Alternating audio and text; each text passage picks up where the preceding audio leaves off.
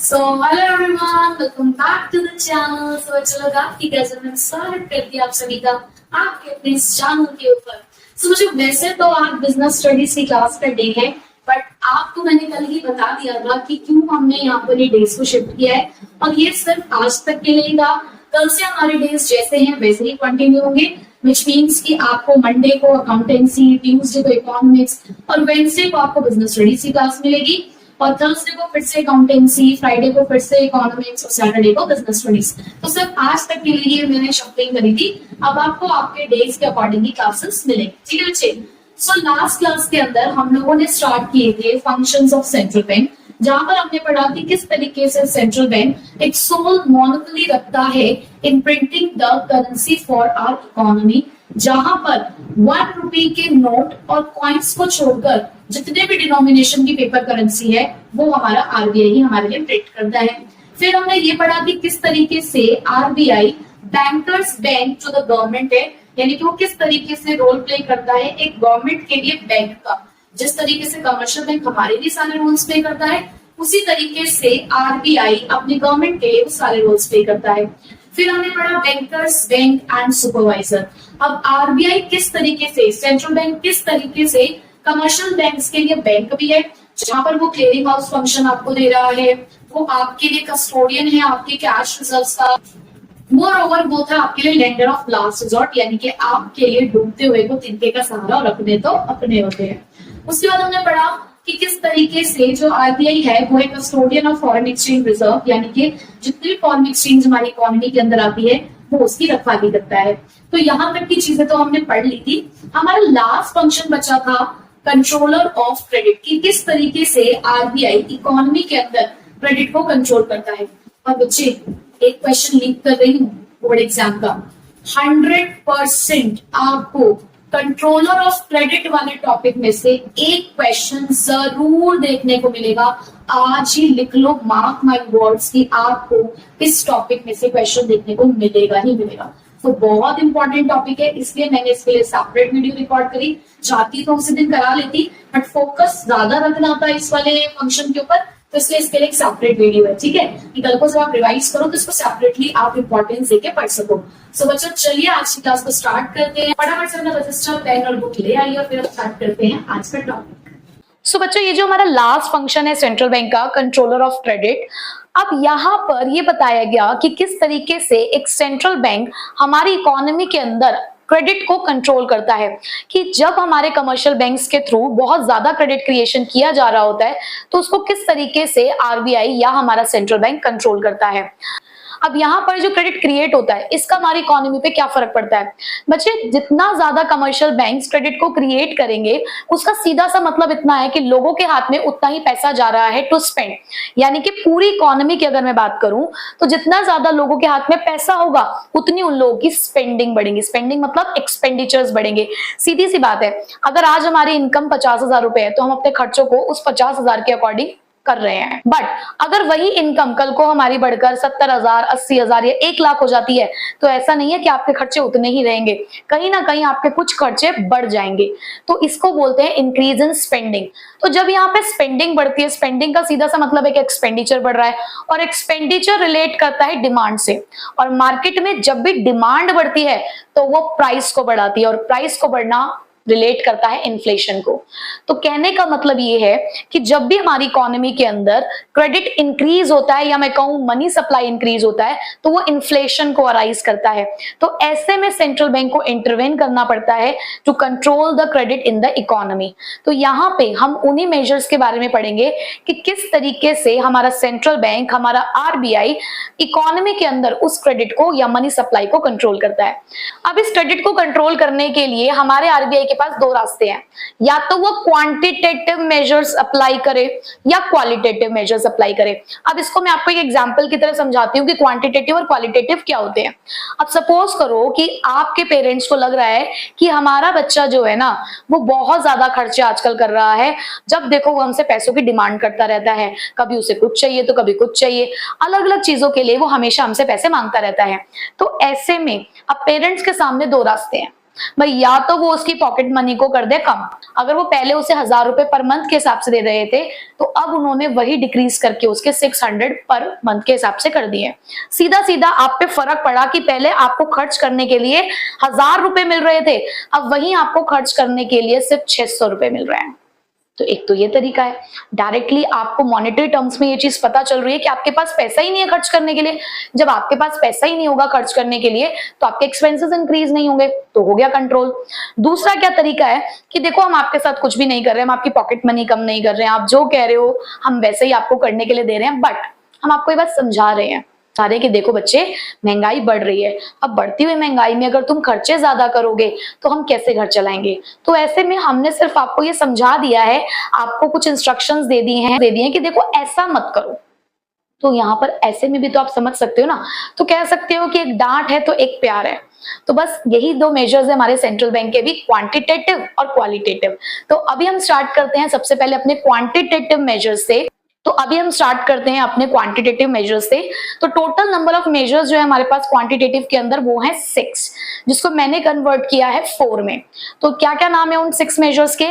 Bank rate, repo rate, reverse repo rate, open market operation, SLR, CRR यानी कि वही statutory liquidity ratio और cash reserve ratio. ठीक है बच्चे, सो पहला हमारा जो मेजर है अंडर द क्वांटिटेटिव मेजर वो है बैंक रेट या मैं कहूं रेपो रेट। तो सबसे पहले तो जरा समझते हैं कि ये होते क्या हैं।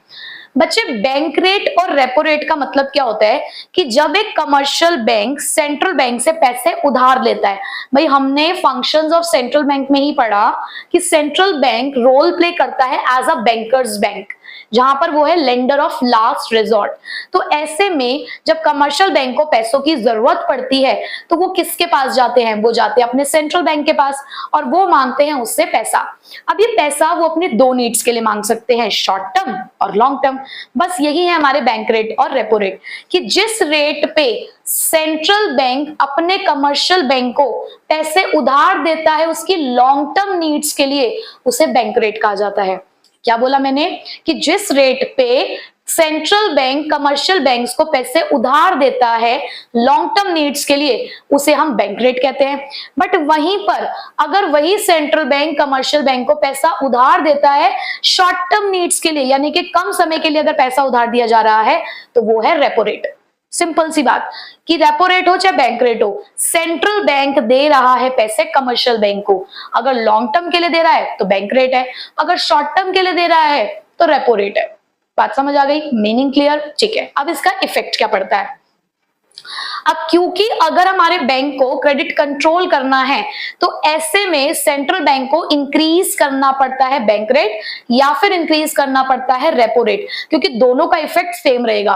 तो जब बैंक रेट बढ़ेगा, अब सपोज करो कि पहले कमर्शियल बैंक को 10% के रेट पे लोन मिल रहा था सेंट्रल बैंक से, बट वहीं पे अब कमर्शियल बैंक को वही लोन 15% पे मिल रहा है, तो ऐसे में उसके लिए जो कॉस्ट ऑफ बोरोइंग है वो क्या हो जाएगी? इंक्रीज हो जाएगी। जो चीज पहले 10% पे मिल रही थी वही चीज 15% पे मिल रही है, तो ऐसे में उसकी कॉस्ट ऑफ बोरोइंग्स बढ़ेंगी। जब कॉस्ट ऑफ बोरोइंग बढ़ेंगी, जब यहां से इनको लोन महंगा मिल रहा है, भाई क्या होता है, कमर्शियल बैंक सेंट्रल बैंक से पैसा ले रहे हैं, यहां से लेके वो किसको पैसे देते हैं? हम जनरल पब्लिक को। अब अगर उन्हें पीछे से पैसा महंगा मिल रहा है तो आगे वो भी तो महंगा ही करेंगे ना। अब जैसे कोई दुकानदार है, अगर उसे पीछे से रॉ मटेरियल महंगा मिलता है तो वो आगे भी उस सामान को महंगा ही बेचेगा ना। तो बिल्कुल यहां पर भी ऐसा ही होता है कि जब उनके लिए कॉस्ट ऑफ बोरोइंग इंक्रीज हो जाती है तो कमर्शियल बैंक्स भी अपने लेंडिंग रेट्स को इंक्रीज कर देते हैं, यानी कि जिस रेट पे हम लोग कमर्शियल बैंक से जाकर पैसा उधार लेते हैं वो भी क्या कर देंगे? उसको इंक्रीज कर देंगे, क्योंकि उनको सेंट्रल बैंक को ज्यादा पैसा यानी कि RBI को ज्यादा पैसा भरना पड़ रहा है। तो इसकी वजह से क्या होगा कि जो लोन्स हैं कमर्शियल बैंक से वो पब्लिक के लिए महंगे पड़ेंगे, मतलब उनको कॉस्टली, डियरर कहेंगे हम इसे, कि उनके लिए कमर्शियल बैंक से लोन लेना महंगा पड़ेगा। तो ऐसे में जो बोरोवर्स होंगे वो अपना लोन लेना कम करेंगे। जब लोन सस्ते हो रहे होते हैं ना तो हर कोई लाइन लगा के पहुंच जाता है कि ठीक है ना, बहुत कम रेट ऑफ इंटरेस्ट पे लोन मिल रहा है, ले लेते हैं, उनके खर्चे बढ़ जाते हैं। बट वहीं पर जब उन्हें दिखेगा कि यार लोन तो बहुत हाई रेट ऑफ इंटरेस्ट पे मिल रहे हैं, तो वो फिर सिर्फ लिमिटेड चीजों के लिए लोन लेना शुरू करेंगे। तो ऐसे में क्या होगा? डिस्करेज होंगे वो borrowers to take the loans, जिससे क्या होगा? इकोनॉमी में जो मनी सप्लाई है वो अपने आप ही क्या हो जाएगी? डिक्रीज।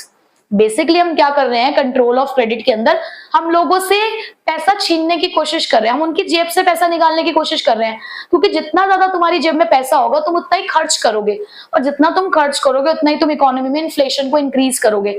तो जब हमें बहुत ज्यादा इन्फ्लेशन लग रहा है, हमें उसे कंट्रोल करना है, तो हमने भैया अपने रेट बढ़ा दिए।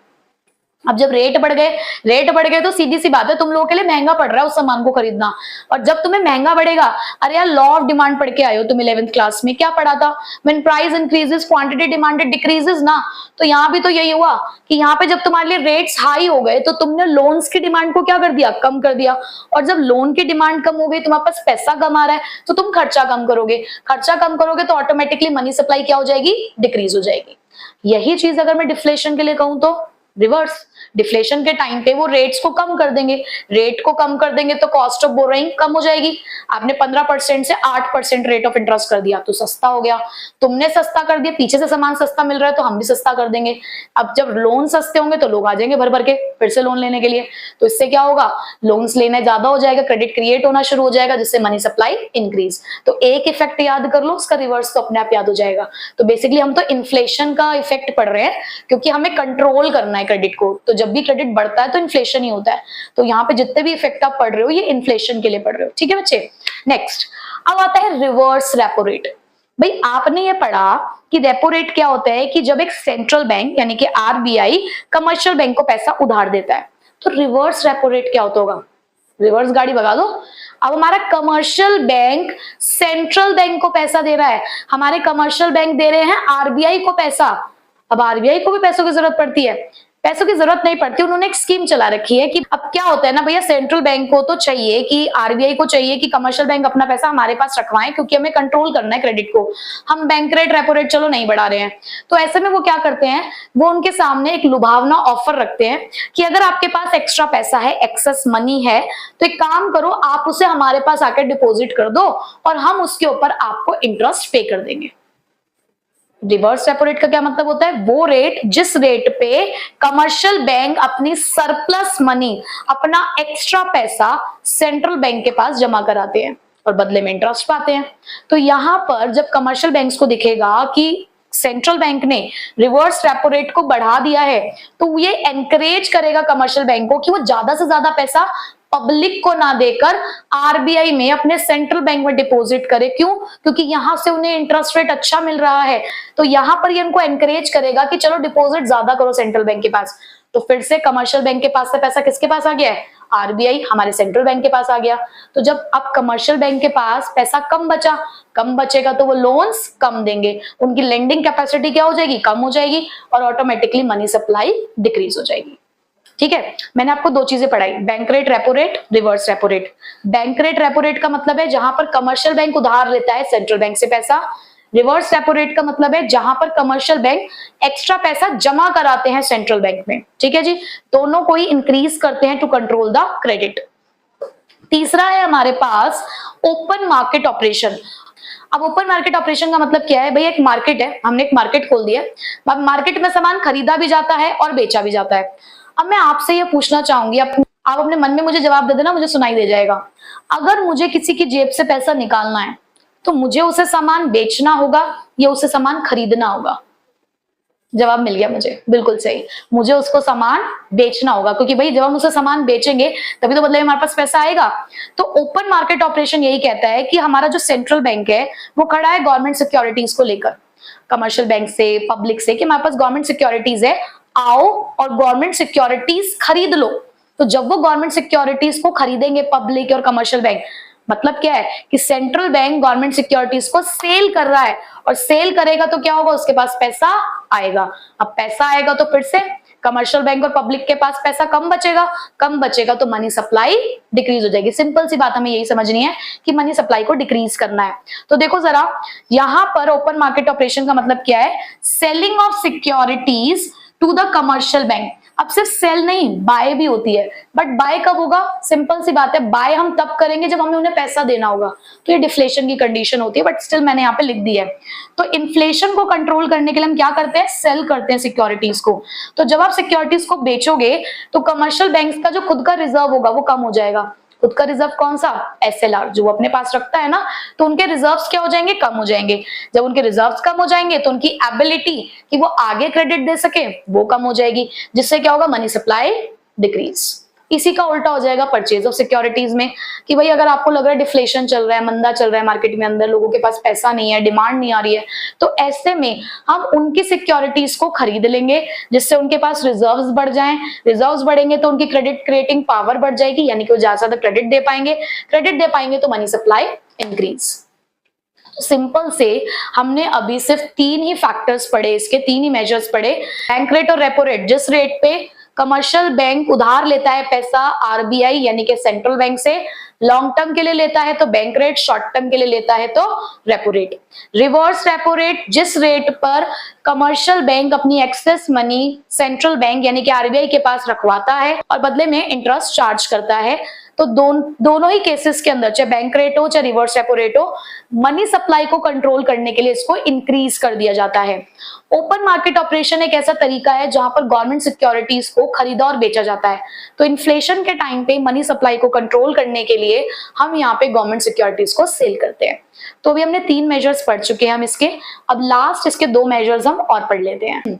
सो बच्चों, हमारा जो 4th मेजर है वो है CRR और SLR, और हम बहुत ही डिटेल में CRR और SLR को समझ चुके हैं जब मैंने कॉन्सेप्ट ऑफ LRR आपको पढ़ाया था, लीगल रिजर्व रेशो की, जिसके 2 पार्ट्स होते हैं, CRR और SLR। याद करो मेरे एग्जाम्पल कि यहाँ पर मिस्टर स्मार्ट रिजर्व बनाते थे 2 तरीके से। एक, उन्होंने अपनी गुल्लक पकड़ाई थी अपने दादाजी को कि दादाजी मैं अपनी टोटल डिपॉजिट का कुछ पैसा रिजर्व की तरह रखता हूँ, तो उसमें से भी मैंने क्या किया है, मैंने 2000 का रिजर्व बनाया था, 1500 रुपए आप अपने पास रख लो अपनी गुल्लक में, 500 रुपए की गुल्लक में अपने पास रखता हूँ कि अगर कभी मुझे जरूरत पड़ी तो मैं उस पैसे का इस्तेमाल कर लूंगा। तो यहाँ पर ये CRR और SLR वही है कि जहां पर कमर्शियल बैंक के ऊपर ये मैंडेटरी है, कंपलसरी है, उसका ऑब्लिगेशन है कि उनको रिजर्व्स बनाने होते हैं अपने टाइम डिपॉजिट और डिमांड डिपॉजिट का। तो क्या होते हैं CRR और SLR कि यहाँ पर हर कमर्शियल बैंक के ऊपर एक ऑब्लिगेशन है कि उन्हें रिजर्व बनाने हैं। किसका रिजर्व बनाना है कि उनके पास जो डिमांड डिपॉजिट से जो टाइम डिपॉजिट आती हैं उसका एक परसेंटेज उन्हें एज अ रिजर्व रखवाना पड़ता है साइड में, जिसमें से भी वो कुछ पार्ट अपने सेंट्रल बैंक को देते हैं यानी कि आरबीआई को देते हैं, और कुछ पार्ट वो अपने पास रखते हैं in the form of liquid assets. तो यहाँ पे बच्चे वो जिस रिजर्व को अपने पास रखते हैं उसे बोलते हैं SLR, जो कि लिक्विड एसेट्स की फॉर्म में वो अपने पास एज अ रिजर्व बचा कर रखते हैं, और जिस रिजर्व को वो आरबीआई यानी कि सेंट्रल बैंक के पास जाके जमा कराते हैं उसे बोलते हैं CRR। तो अब सेंट्रल बैंक क्या करता है कि जब उसको कंट्रोल करना है क्रेडिट को, तो वो CRR और SLR दोनों को इंक्रीज कर देता है। इसका मतलब क्या हुआ कि बैंक चाहता है कि आप ज्यादा से ज्यादा पार्ट अपने डिपॉजिट का सेव करो, यानी कि आप लोन के पर्पस के लिए अपने पैसों का इस्तेमाल कम करो। अब सपोज करो कि किसी कमर्शियल बैंक के पास 10 लाख रुपए हैं और 20% LRR है, यानी कि 20% आपको एज अ डिपॉजिट रखना होता है। तो 10 लाख का 20% हुआ 2 लाख रुपए, तो आपके पास 8 लाख रुपए थे यूज करने के लिए। वहीं पे बैंक ने क्या किया, इंक्रीज कर दी आपकी LRR और बढ़ा के उसको कर दिया 30%। तो इसका मतलब है अब आपको 10 लाख का कितना परसेंट रखना पड़ेगा, 3 लाख रुपए रिजर्व रखना पड़ेगा। तो अब आपके पास कितना पैसा बचा, 7 लाख। इसका मतलब आपके हाथ में पैसा कम बचा to lend this amount to the public. ठीक है, तो यहां पर भी हमारे सेंट्रल बैंक ने यही किया कि वो इन दोनों रिजर्व्स को क्या कर देता है, इंक्रीज कर देता है, जिससे कि उनके पास जो एक्सेस रिजर्व है वो रिड्यूस हो जाए, और जब रिजर्व कम हो जाएंगे तो उनकी जो क्रेडिट क्रिएट करने की पावर है वो रिड्यूस हो जाएगी, और जैसे ही वो रिड्यूस होगी तो मनी सप्लाई भी कंट्रोल हो जाएगी। तो बस कुछ इस तरीके से अपने क्वांटिटेटिव मेजर्स के थ्रू एक सेंट्रल बैंक हमारी इकोनॉमी के अंदर क्या करता है, क्रेडिट को कंट्रोल करता है। अब याद है मैंने एग्जांपल में बताया था कि 2 तरीके थे पेरेंट्स के पास अपने बच्चे को सुधारने के लिए। तो एक तरीके में तो आपके ऊपर फर्क पड़ा कि आपकी जेब से पैसा ही निकाल लिया गया, आपके पास ज्यादा पैसा छोड़ा ही नहीं उन्होंने। कि सपोज करो आपके पेरेंट्स आपको अपना डेबिट कार्ड पकड़ाते हैं, तो पहले वो उस डेबिट कार्ड के अंदर 1000 रुपए डाल के दिया करते थे, अब वो तुम्हें डाल के ही 600 रुपए देते हैं कि तुम्हारे पास 600 रुपए खर्च करने के लिए, इससे ज्यादा नहीं मिलेंगे। तो ये आपके ऊपर मॉनेटरी टर्म्स में एक इफेक्ट पड़ा। तो जितने भी आपने क्वांटिटेटिव मेजर्स देखे, आपने सब में देखा कि हमने कमर्शियल बैंक के पास कम पैसा छोड़ा ताकि वो आगे ज्यादा पैसा लेंड ना कर सके। अब यहाँ पर हम एक समरी पढ़ लेते हैं कि हमने जितने भी क्वांटिटेटिव मेजर्स पढ़े उसका क्या इफेक्ट रहा। तो हमारे पास ये मेजर्स थे, 1 2 3 4, कहने को 6 है, आप 6 पॉइंट्स बना सकते हैं, बट मैंने आपके लिए इसको 4 में कन्वर्ट कर दिया है। जो बैंक रेट और रेपो रेट है, जिसमें हमने ये पढ़ा कि कमर्शियल बैंक सेंट्रल बैंक से पैसा उधार लेता है, लॉन्ग टर्म के लिए है तो बैंक रेट, शॉर्ट टर्म के लिए तो रेपो रेट। इतनी बार बोल दिया है, याद हो जाना चाहिए, अब तो याद हो भी गया होगा। तो इन्फ्लेशन के टाइम पे, यानी कि जब आपको क्रेडिट को कंट्रोल करना है, जब आपको मनी सप्लाई को कंट्रोल करना है, तो आप इसे इंक्रीज करेंगे। बट अगर आप क्रेडिट ज्यादा से ज्यादा अलाउड करना चाहते हो, आप मनी सप्लाई इंक्रीज करना चाहते हो, तो ऐसे में डिफ्लेशन के टाइम पे आप इसे डिक्रीज कर देंगे। सीआरआर और एसएलआर मतलब वही हमारे रिजर्व, एक रिजर्व जो सीआरआर है हमें सेंट्रल बैंक के पास रखवाना है, एक रिजर्व जो एसएलआर है वो हमें अपने पास रखना है अपनी जरूरतों के लिए। तो ऐसे में इन्फ्लेशन के टाइम पे इसको बढ़ा दिया जाता है, डिफ्लेशन के टाइम पे इसको कम कर दिया जाता है। रिवर्स रेपो रेट, जहां पर कमर्शियल बैंक अपनी एक्सेस मनी सेंट्रल बैंक के पास डिपॉजिट कर देते हैं, तो ऐसे में बैंक्स को एनकरेज करने के लिए कि वो ज्यादा से ज्यादा डिपॉजिट सेंट्रल बैंक के पास रखवाएं, तो इन्फ्लेशन के टाइम पे उनके हाथ से पैसा खींचने के लिए हम इसे बढ़ा देते हैं और डिफ्लेशन के टाइम पे हम इसे कम कर देते हैं। ओपन मार्केट ऑपरेशन, यानी कि जहां पे गवर्नमेंट सिक्योरिटीज को खरीदा बेचा जाता है ओपन मार्केट के अंदर, तो यहाँ पर लोगों के हाथ से पैसा खींचने के लिए इन्फ्लेशन के टाइम पे सिक्योरिटीज बेची जाती हैं और डिफ्लेशन के टाइम पे सिक्योरिटीज खरीदी जाती हैं। बच्चे ऐसा समझाया है कि माइंड में फिट हो गया होगा और याद हो गया होगा, इतनी बार मैंने चीजों को रिपीट किया और बहुत सिंपल सा टॉपिक है।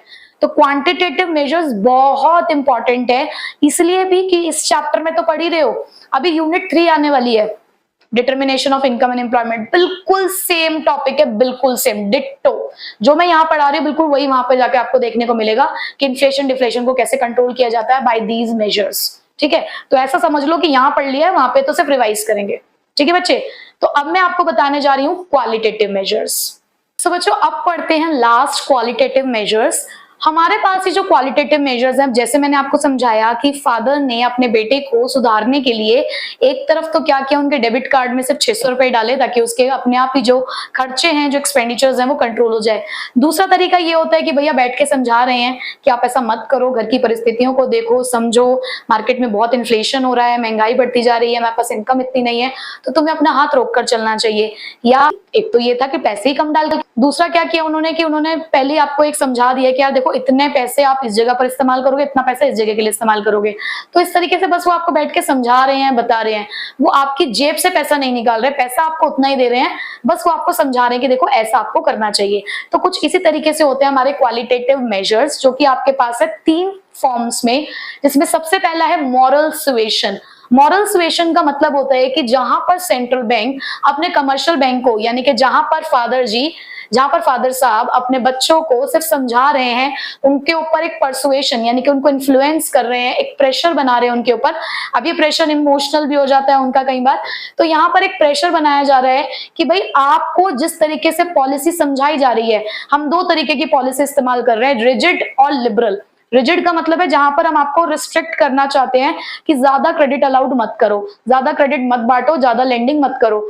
और जहां पर हम लिबरल पॉलिसी का मतलब है कोई दिक्कत नहीं है, खुला पैसा खर्च करो। तो यहाँ पर सेंट्रल बैंक कमर्शियल बैंक को सिर्फ समझा रहा है, प्रेशराइज कर रहा है to act in a manner in line of policy, कि आपके लिए हमने कुछ पॉलिसी सेट करी है, उस पॉलिसी के अकॉर्डिंग ही देखो आपको चलना होगा। और ये कैसे करते हैं, वो डिस्कशंस के थ्रू करते हैं, कुछ लेटर्स देते हैं, कुछ स्पीचेस के थ्रू ये सारी बातें उनको समझाई जाती हैं। तो यहाँ पर सेंट्रल बैंक रिक्वेस्ट करता है, एडवाइस करता है कमर्शियल बैंक को कि भैया जब आपको दिख रहा है कि इन्फ्लेशन हो रहा है, मनी सप्लाई इतनी ज्यादा बढ़ रही है हमारी मार्केट के अंदर, तो कंट्रोल करो क्रेडिट को। ठीक है, और अगर वहीं पर उसे डिफ्लेशन के टाइम पे ज्यादा से ज्यादा मनी सप्लाई को इंक्रीज करना है कि मनी सप्लाई नहीं है हमारी मार्केट के अंदर, तो ऐसे में वो एडवाइस करते हैं कि आप ज्यादा से ज्यादा क्रेडिट अलाउड कर सकते हो। तो जस्ट यहाँ पे एडवाइस है, रिक्वेस्ट है, आपसे कहा जा रहा है कि भैया देखो इस तरीके से है, मनी सप्लाई को कंट्रोल करना है तो आपको कहा जा रहा है कि कम क्रेडिट अलाउड कीजिए आप, और जहां पर डिफ्लेशन की कंडीशन दिख रही है, मंदा दिख रहा है, मार्केट में पैसे देने की जरूरत है, तो वहां दो, भर भर के दो पैसा। सेकेंड है हमारे पास क्रेडिट राशनिंग और सिलेक्टिव क्रेडिट कंट्रोल्स। अब राशनिंग का मतलब क्या होता है बच्चे? राशनिंग का मतलब होता है कि जहां पर हम चाहते हैं कि सभी को भरपेट खाना मिले। अब जब हमारे घर में राशन आता है तो वो सबके लिए आता है ना, यार देखो सबको मिलना चाहिए। अब ऐसा नहीं होना चाहिए कि किसी को ज्यादा मिल रहा है किसी को कम मिल रहा है।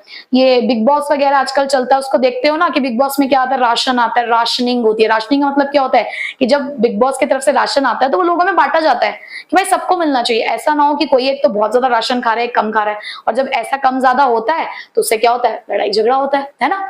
तो हमारे सेंट्रल बैंक को ये देखना होता है कि हमारे लिए प्रायोरिटी एरियाज कौन से हैं। भाई हमारे पास एग्रीकल्चर है, इंडस्ट्री है, हमारे पास इंफ्रास्ट्रक्चर है, एजुकेशन सेक्टर है, हमारे पास हेल्थ सर्विसेज हमें प्रोवाइड करानी है। तो ऐसा नहीं होना चाहिए कि यार आप एक ही जगह पे ज्यादा पैसा खर्च कर रहे हो। आपने जो क्रेडिट्स लोन यानी कि बांटने शुरू करे तो आप एक ही चीज के लिए ज्यादा लोन बांट रहे हो। आप होम लोन्स दे रहे हो, आप कार लोन्स दे रहे हो, आप पर्सनल लोन दे रहे हो, आप एजुकेशन लोन दे रहे हो, आप मैरिज लोन्स दे रहे हो। तो ऐसे में पहले देखो कि आपके लिए प्रायोरिटी एरियाज क्या हैं। भाई अगर आप लग्जरीज लोन्स ज्यादा बांट रहे हो, आप होम कार लोन्स ये ज्यादा बांट रहे हो तो ये गलत है। वहीं पे आप एजुकेशनल लोन्स या एक बार को मैं कहूँ मैरिज लोन्स आप कम दे रहे हो तो ये गलत है। इक्वालिटी होनी चाहिए। तो यहाँ पर सेंट्रल बैंक क्या करता है, आपसे कहता है कि भैया राशनिंग करो। वो आपको डायरेक्ट करता है टू गिव और not to give credit for the certain purposes. वो आपको लिस्ट बना के दे देगा कि देखो इन एरियाज में आप लोन ज्यादा दो और इन एरियाज में आपको लोन कम देना होगा। तो जो भी उनके अकॉर्डिंग प्रायोरिटी सेक्टर्स या एरियाज होते होंगे वो वहां पर कहते होंगे कि ज्यादा क्रेडिट देना है आपको, और जो उनको लगता है कि यार ठीक है ये भी वेल डेवलप्ड चल रहा है इसको कम भी देंगे तो चलेगा, तो उसके लिए वो रिस्ट्रिक्ट कर देते हैं क्रेडिट्स को। तो यहां पर जब भी कंट्रोल करना होता है क्रेडिट को तो सेंट्रल बैंक उन पर्टिकुलर एरियाज के अंदर यूज करते हैं रिजिड पॉलिसी, जहां पर वो रिस्ट्रिक्ट कर देते हैं the grant of credit. But वहीं पे जब वो चाहते हैं कि ठीक है हमें कोई प्रॉब्लम नहीं है, आप सभी सेक्टर्स को लोन बांट सकते हो, जितना चाहो उतना बांट सकते हो, तो तब वो वहां पे लिबरल पॉलिसी इस्तेमाल कर लेते हैं। ठीक है, अब लास्ट वाला है हमारे लिए सबसे ज्यादा इंपॉर्टेंट, मार्जिनल रिक्वायरमेंट। अब मार्जिनल रिक्वायरमेंट का मतलब क्या होता है कि कई बार हम जब कमर्शियल बैंक से पैसा लेने के लिए जाते हैं तो बदले में वो हमसे कुछ सिक्योरिटी डिमांड करते हैं। मतलब वो कहते हैं कि बदले में आपको कुछ गिरवी रखवाना पड़ेगा। अब सपोज करो कि कमर्शियल बैंक ने हमें लोन प्रोवाइड करना है 2 लाख रुपए का। अब वो कहते हैं कि 2 लाख रुपए के बदले में आपको 2,40,000 की सिक्योरिटी हमें देनी होगी। कितने की मांग रहे हैं, 2,40,000। कितने की मांग रहे हैं, 2,40,000। मतलब कि 2 लाख के लोन के बदले में 2,40,000 की सिक्योरिटी, विच मीन्स कि 40,000 रुपीज। कितना डिफरेंस है, 40,000 रुपीज का, यानी कि 40,000 रुपए हमसे एक्स्ट्रा मांगे जा रहे हैं। So this is the margin, यानी कि वो लोन अमाउंट का 40%, 20% हमसे एक्स्ट्रा सिक्योरिटी डिमांड कर रहे हैं। तो ऐसे में अगर ये मार्जिन इंक्रीज हो गया, कल को वो हमसे कहते हैं कि आपको 2 लाख के बदले में 2,60,000 की सिक्योरिटी देनी पड़ेगी, इसका मतलब वो मुझसे 30% मांग रहे हैं अब यहाँ पर। तो क्या एक बोरोवर जब ये रिक्वायरमेंट बढ़ती होगी तो ज्यादा लोन लेना पसंद करेगा? मजबूरी में ही लेगा। वो सिर्फ तभी लोन लेगा जब उसकी बहुत ज्यादा रिक्वायरमेंट हो। तो यहाँ पर एक और तरीका ये सेंट्रल बैंक का कि अगर कभी उन्हें क्रेडिट को कंट्रोल करना होता है तो यहाँ पर कमर्शियल बैंक्स के थ्रू काम करवाते हैं कि वो मार्जिन को इंक्रीज कर देते हैं। मार्जिन क्या है, it is the difference between the loan amount and the market value of security offered, कि आपसे जो सिक्योरिटी मांगी जाएगी वो लोन अमाउंट से ज्यादा होगी। ठीक है, तो मार्जिनल रिक्वायरमेंट में क्या होता है, अगर मार्जिनल रिक्वायरमेंट बढ़ जाती है तो बोरोइंग कैपेसिटी कम हो जाएगी, जिसकी वजह से जो लोन्स हैं वो कॉस्टली हो जाएंगे, और कॉस्टली हो जाने की वजह से अपने आप जो मनी सप्लाई है वो क्या हो जाएगी, आपकी डिक्रीज हो जाएगी। और इसका अपोजिट चलता है इंक्रीज इन मनी सप्लाई के अंदर। तो बस यही है हमारे 3 क्वालिटेटिव मेजर्स। तो यही थे हमारे 3 क्वालिटेटिव मेजर्स, जहां पर मॉरल सुएशन जस्ट एक एडवाइस है, रिक्वेस्ट है, समझाया जा रहा है बिठा के, आपको लेटर्स दिए जा रहे हैं, डिस्कशन हो रहा है कि भैया इन्फ्लेशन है, कंट्रोल करो क्रेडिट को, ज्यादा क्रेडिट मत दो। दूसरे में उन्होंने आपके लिए लिमिट सेट कर दी है हर एरियाज के लिए कि इस एरिया में इतना % लोन जाएगा, इस एरिया में इतना % लोन जाएगा। आपको पहले से उन्होंने डायरेक्शंस दे दिए हैं, या डायरेक्शंस है। यहाँ पर उन्होंने आपके साथ क्या किया, इनडायरेक्टली काम किया कि भैया मार्जिनल रिक्वायरमेंट हम बढ़ा रहे हैं, अब आपको सिक्योरिटीज ज्यादा सिक्योरिटीज ज्यादा मार्केट वैल्यू की आपको देनी पड़ेंगी। तो इस तरीके से भी यहाँ पर क्रेडिट्स को कंट्रोल किया जाता है। तो ये था हमारे सेंट्रल बैंक यानी कि आरबीआई का last function, controller of credit, जिसकी हेल्प से इकोनॉमी के अंदर मनी सप्लाई को कंट्रोल किया जाता है। एंड आई होप आपको ये लास्ट फंक्शन बहुत अच्छे से समझ आ चुका होगा। और बच्चे बहुत बहुत बहुत इंपॉर्टेंट है, प्लीज विद ड्यू इंपॉर्टेंस इसको आप प्रिपेयर कीजिएगा, खुद अपने आप रीडिंग करिएगा बुक की कि क्या क्या एक लाइन लिखी हुई है, बहुत डिटेल में आपको समझ में आ जाएगा। ठीक है, सो आज इसी के साथ हमारी यूनिट 2 मनी एंड बैंकिंग हुई है कंप्लीट, और यहाँ हमने अपनी 2 यूनिट मैक्रो इकोनॉमिक्स की कंप्लीट कर ली हैं, और उधर आईईडी में हमने अपने 3 चैप्टर्स कंप्लीट कर लिए हैं। ठीक है, तो ऑलमोस्ट हम लोग काफी हद तक अपना सिलेबस कवर अप कर चुके हैं। अब बस मुझे ये जानना है कि आपकी तैयारी कहाँ तक चल रही है, और उसके लिए मुझे पता है कि आपको चाहिए टेस्ट सीरीज। तो नेक्स्ट वीक तक आपको आपकी टेस्ट सीरीज मिल जाएगी, जिसके अकॉर्डिंग हम लोग अब प्रिपेयर करना शुरू कर देंगे। ठीक है बच्चा लोग, तो चलिए मिलते हैं आपसे नेक्स्ट क्लास में। Till then take care, bye bye.